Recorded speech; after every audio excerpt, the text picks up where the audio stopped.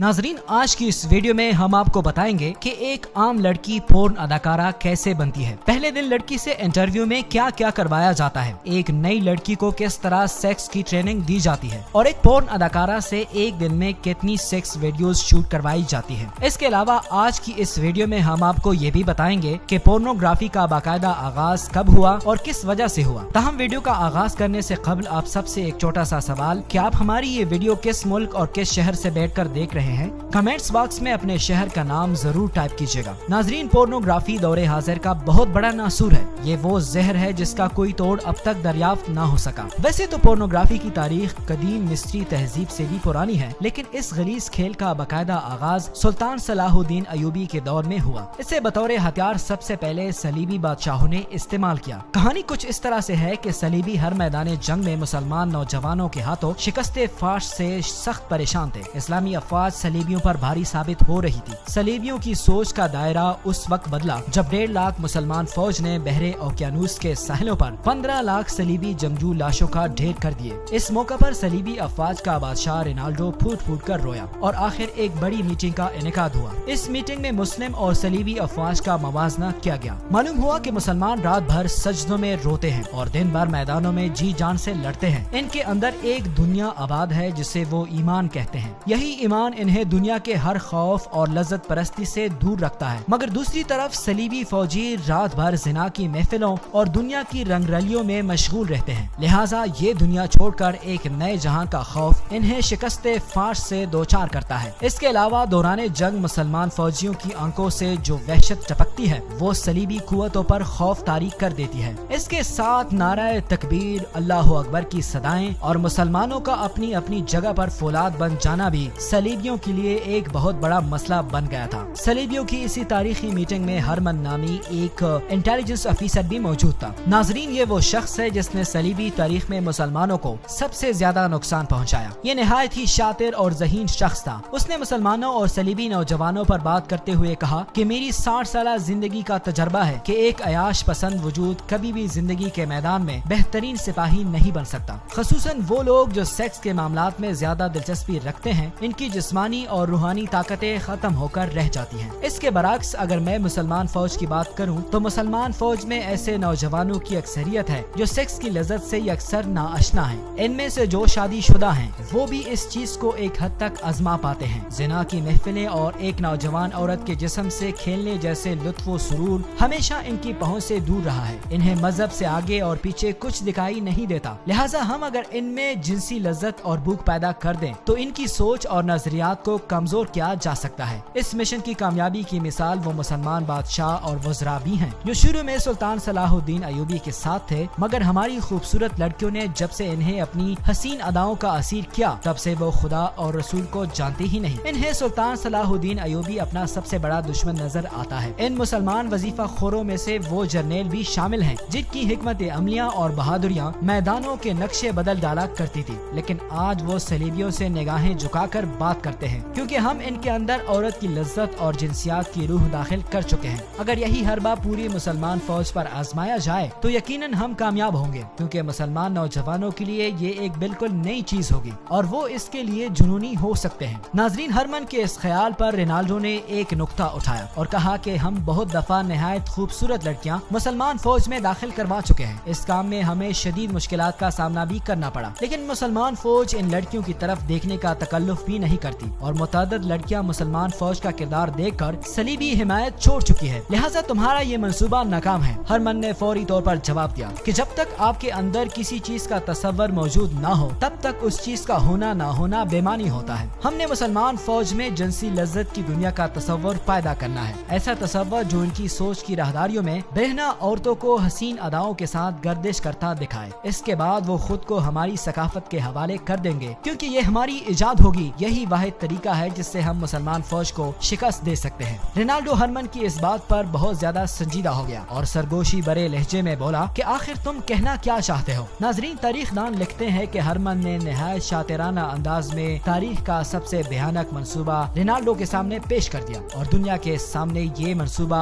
Art pornography के नाम से सामने आया। इस मंसूबे के 1 साल बाद सुल्तान सलाहुद्दीन अयूबी को इत्तला मिली कि फौज के कुछ नौजवान रात को गायब पाए जाते हैं। नौजवानों में अक्सर जिनसी جنسی گفتگو بھی سنی گئی ہے۔ سلطان صلاح الدین ایوبی نے اس چیز کو اتنا سنجیدگی سے لیا کہ خود بیس بدل کر ان نوجوانوں کا پیچھا کیا۔ یہاں ہم ایک بات واضح کرتے چلیں کہ سلطان صلاح الدین ایوبی بذات خود بیس اور آواز بدلنے کے ماہر تھے۔ تاریخ میں متعدد بار ان کی ایک دوسری شخصیت کے روپ میں دشمن کے ساتھ ملاقات کی روایات بھی موجود ہیں، یہاں تک کہ ایک جنگ میں شکست کے بعد جب صلیبی اعلیٰ افسران کو سلطان کے سامنے پیش کیا گیا تو سلطان نے ایک افسر سے پوچھا کہ رات کے وقت تم نے جس شخص سے کہا تھا کہ میں ایوبی کو اس کی سانس کی مہک سے پہچان سکتا ہوں، بتاؤ وہ شخص کون تھا؟ وہ صلیبی بولا، حضور وہ ایک عربی تاجر تھا۔ سلطان صلاح الدین ایوبی مسکراتے ہوئے کہا کہ وہ میں خود تھا۔ وہ صلیبی حیرت زدہ ہو کر سلطان صلاح الدین ایوبی کو دیکھتا ہی رہ گیا۔ ناظرین، فوج کے کچھ نوجوانوں کی پراسرار حرکتوں پر سلطان صلاح الدین ایوبی خود ان کے پیچھے گئے تو معلوم ہوا کہ فوجی قیام گاہ سے کچھ فاصلے پر ایک قافلہ رکا ہے جو بظاہر مسلمان ہے، مگر ان کے پاس فحش اور عریان لڑکیوں کی تصاویر ہے۔ جب سلطان صلاح الدین ایوبی نے وہ تصاویر دیکھی تو وہ دنگ رہ گئے۔ ان میں سے ایسی منظر کشی کی گئی تھی کہ کوئی بھی نوجوان سیکس کے لیے جنونی ہو سکتا تھا۔ اس دوران سلطان صلاح الدین ایوبی کو دمشق اور مصر کے دیگر شہروں سے اطلاعات ملی کہ شہر میں فحش تصویروں کے کباخانے کھل گئے ہیں جہاں جنسی اشتعال انگیز تصاویریں دکھائی جاتی ہیں اور نوجوانوں کو جنسیات کی باقاعدہ تعلیم دی جاتی ہے۔ ساتھ یہ بھی لکھا تھا کہ مسلمان نوجوان بڑی تیزی سے برائی کی طرف مائل ہو رہے ہیں۔ سلطان صلاح الدین ایوبی نے فوری طور پر اپنی جنگی پیش قدمی روکی اور پورنوگرافی کے اس ناسور کے خلاف ماسک کھولا۔ اس حوالے سے سلطان صلاح الدین ایوبی نے ایک تاریخی تقریر بھی کی۔ انہوں نے کہا کہ ہر قوم کی طاقت اس کا اچھا یا برا کردار ہوتا ہے۔ دشمن ہماری اصل طاقت کا اندازہ لگا چکا ہے، لہٰذا اب وہ ہمارے سامنے آنے کی جرات کبھی نہیں کر سکتا۔ اس لیے اب دشمن ہمارے قومی کردار پر حملہ آور ہوا ہے، کیونکہ ضروری نہیں کہ جنگ میدانوں میں ہو، جنگ سوچ اور رویوں کی بھی ہوتی ہے۔ جو قوم اس پر غالب آ جاتی ہے وہ فتح یاب ہوتی ہے۔ ناظرین، صلیبی انٹیلیجنس افیسر ہرمن ایک نہایت ذہین اور شاطر انسان تھا۔ اگر آپ پوری صلیبی تاریخ کا مطالعہ کریں تو آپ کو یہ شخص پوری صلیبی تاریخ میں چھایا ہوا نظر آئے گا۔ صلیبی جب ہمت ہار چکے تھے تو اس شخص نے ان میں جان ڈال دی۔ ان کے منصوبوں پر عمل کرتے ہوئے دنیا کے مشہور مصور اور منظر نگاروں کو منہ مانگی قیمت پر خریدا گیا۔ ان سے لڑکیوں کی ایسی فحش اور عریان تصویر کشی کروائی گئی کہ دیکھنے والا بس دیکھتا ہی رہ جاتا۔ وہ سیکس جس پر لوگ ایک حد تک توجہ دیتے تھے پھر اس کے بارے میں بے حد سوچنے لگے۔ صلیبی بادشاہ نے جب اپنے اس منصوبے کو 100% کامیاب ہوتے دیکھا تو اپنی کتابوں میں اس کا تذکرہ بڑی شان و شوکت سے کیا۔ ناظرین، اگرچہ سلطان صلاح الدین ایوبی نے اس ناسور کو ختم کرنے کی پوری کوشش کی مگر اس مسئلے کا پوری طرح خاتمہ نہ ہو سکا، کیونکہ اس ناسور کو دیکھتے ہوئے حسن بن سبا کے فرقے نے بھی اسے بطور ہتھیار اپنایا۔ صلیبیوں سے اس آرٹ گرافی کی نئی جدتوں پر مانگ کی۔ یوں حسن بن سبا کی پہاڑیوں میں بنائی ہوئی پراسرار جنت میں ایک اور ہتھیار کا اضافہ ہوا۔ ناظرین، اس دوران سلطان صلاح الدین ایوبی بیت المقدس کی فتح کے بعد اس دنیا سے چل بسے۔ صلیبی بھی اپنا دم خم کھو چکے تھے، لیکن ان کا تیار کردہ زہر پورنوگرافی مسلسل فحاشی کے جراثیم پھیلاتا رہا اور یوں کئی صدیاں گزر گئی، کئی ثقافتیں آئیں اور مٹ گئی۔ آخر 18ویں صدی کا سورج طلوع ہوا۔ یہ وہ صدی ہے جب سائنس کی علوم میں انقلاب کی فضا پیدا ہوئی۔ 18ویں صدی کے شروع میں پورنوگرافی پر ایک بار پھر سے نئے سرے سے کام شروع ہوا۔ اس دفعہ پورنوگرافی کے لیے لکڑی کا استعمال کیا گیا۔ لکڑی سے جنسی عضو تراشے گئے۔ اس کے علاوہ درختوں کو بھی کھانڈ چھاڑ کر جنسی عضو کی طرح تراشا گیا۔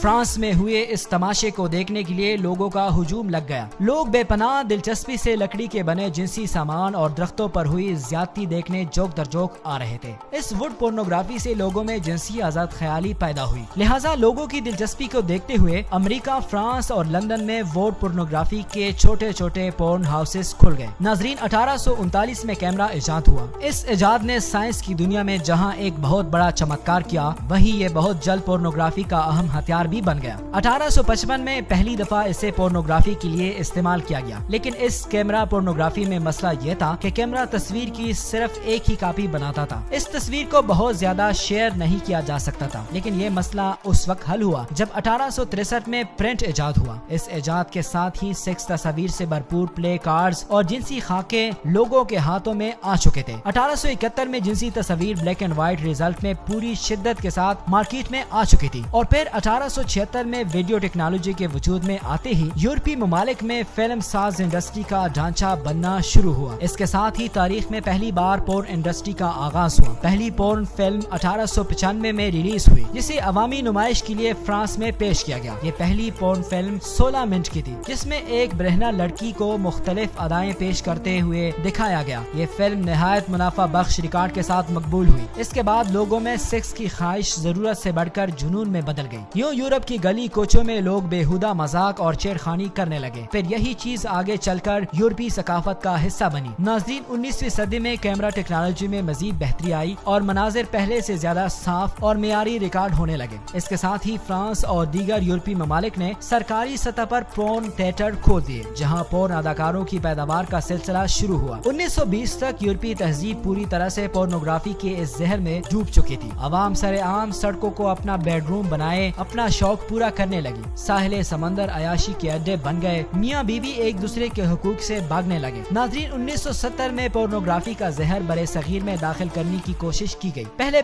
یہ صرف تصاویر پر ہی مشتمل تھا، لیکن اس کی ویڈیوز دکھانے کے لیے کمپنیز نے پاکستان اور بھارت سے پورن سینماس بنانے کی اجازت مانگی، لیکن اس کے جواب میں نہ صرف انکار کیا گیا بلکہ پورنوگرافی کو ایک باقاعدہ جرم قرار دیا گیا۔ دوسری طرف یورپی ممالک میں سیکس ویڈیوز کی ڈیمانڈ کم ہونا شروع ہو گئی، کیونکہ ایک ہی سین ہر فلم میں دیکھ کر عوام بور ہونے لگی۔ دوسرا، ان کا معاشرہ اتنا آزاد ہو چکا تھا کہ ایسی ویڈیوز دیکھنے کی ضرورت روز بروز کم ہونے لگی۔ اس صورتحال سے پریشان ہو کر پورن انڈسٹری نے پورنوگرافی کے نئے انداز پر کام کرنے کے بارے میں سوچا۔ ناظرین، یوں پورن کیٹیگری کا آغاز ہوا۔ اس پورن پروجیکٹ میں سیکس کو کئی اقسام میں تقسیم کیا گیا۔ ہر قسم کا اپنا ایک منفرد انداز ہوا کرتا تھا۔ اگر آج ہی کسی پورن ویب سائٹ کا وزٹ کریں تو ہمارے سامنے ایک لسٹ اوپن ہو جاتی ہے جس میں سیکس کی مختلف کیٹیگریز نظر آتی ہیں، اور جب کیٹیگری پروجیکٹ یورپین عوام کے سامنے لایا گیا تو دیکھنے والوں کا ہجوم لگ گیا، اور اس دفعہ سیکس اور فحاشی کے مناظر روایتی طریقوں سے ہٹ کر ریکارڈ کیے گئے تھے۔ یہ پروجیکٹ پورن انڈسٹری کے لیے آب حیات کی صورت اختیار کر گیا، کیونکہ اسی کے بدولت ہر شخص کی جنسی نفسیات ابھر کر سامنے آئی۔ مثلا ایک شخص دھواں جنسی مناظر کے بجائے ریلیکس پورن دیکھنا پسند کرتا ہے، اور اس کے لیے ایک الگ کیٹیگری موجود ہوگی، اور یقیناً 5 سال بعد بھی وہ ریلیکس پورن دیکھنا ہی پسند کرے گا۔ یوں ہر شخص کی جنسی خواہشات کے مطابق اسے پورنوگرافی کا نشہ ملنے لگا۔ ناظرین، اگر دور